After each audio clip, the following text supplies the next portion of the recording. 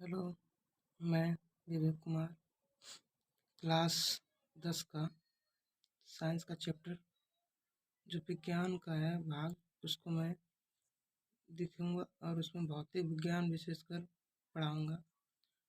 सभी विद्यार्थियों से नम्र निवेदन है कि वो प्लीज़ इस जो भी टॉपिक पढ़ाया जा रहा है उसको ध्यान से सुने और ध्यान से जो भी फेयर बनाना है, जिसको भी फेयर बनाना है फेयर बना लेगा।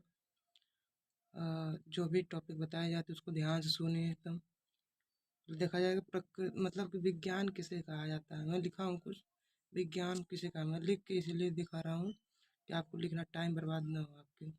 देखा गया है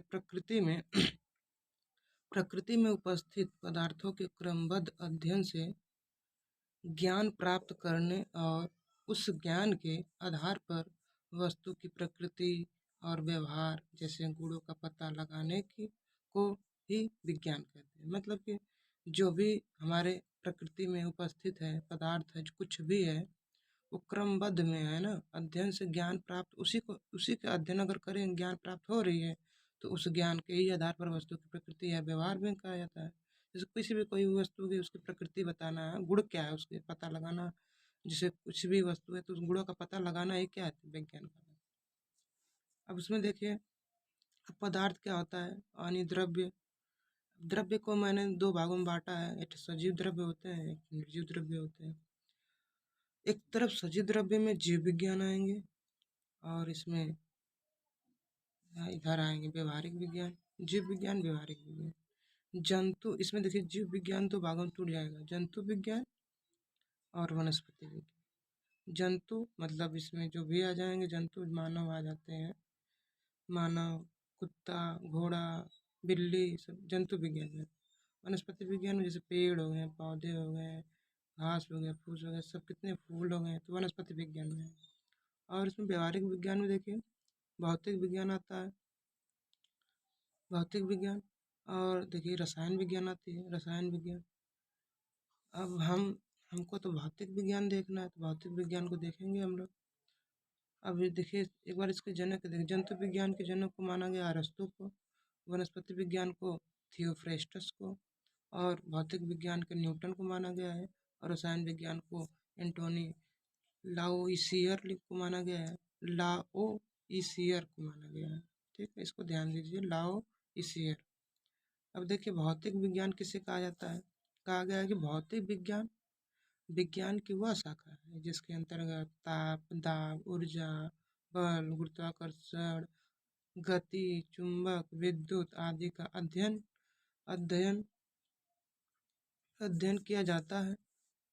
अर्थात जो वस्तुएं जो वस्तुएं भौतिक गुण प्रकट करती हैं, ठीक है, उसे क्या कहा जाएगा, भौतिक विज्ञान।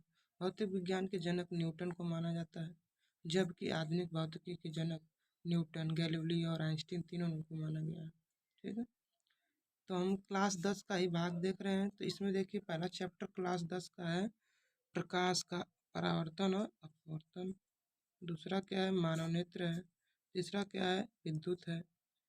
और चौथा है विद्युत के चुंबकीय प्रभाव। विद्युत के चुंबकीय प्रभाव को पढ़ना पड़ेगा। तो इतनी बातें जो मैं बताया इसको ध्यान से देख लीजिए एक बार, और जिसको भी नोट बनाना है कृपया एक बार उसको नोट बना लीजिएगा। नहीं नोट बनाएंगे तो इसको आराम से 2-3 बार वीडियो देख लीजिएगा। देखेंगे नहीं तो फिर समझ में नहीं आएगा। अब देखिए क्लास 10 में ही है प्रकाश। प्रकाश का पहला चैप्टर था तो हम लोग पहले देखेंगे प्रकाश क्या है। प्रकाश क्या है, तो देखिए इसमें प्रकाश एक प्रकार की विकिरण ऊर्जा है। मतलब विकिरण जिसमें किरण हो, विकिरण मतलब जिसमें किरण हो, जिसकी जिसकी सहायता से हमें वस्तुएं दिखाई देती हैं। देखिए प्रकाश सर्वप्रथम वस्तुओं पर पड़ता है, सही बात है कि नहीं। पहले देखिए कोई भी प्रकाश पड़ता है तो किसी वस्तु पर पड़ता है तब हमें दिखाई देता है, नहीं तो नहीं दिखाता। अंधेरा में कहाँ दिखाई देगा, अंधेरे में कोई वस्तु नहीं दिखाई देती। इसलिए प्रकाश जब भी पड़ता है सर्वप्रथम वस्तु पर पड़ता है, फिर हमारे को दिखाई देता है।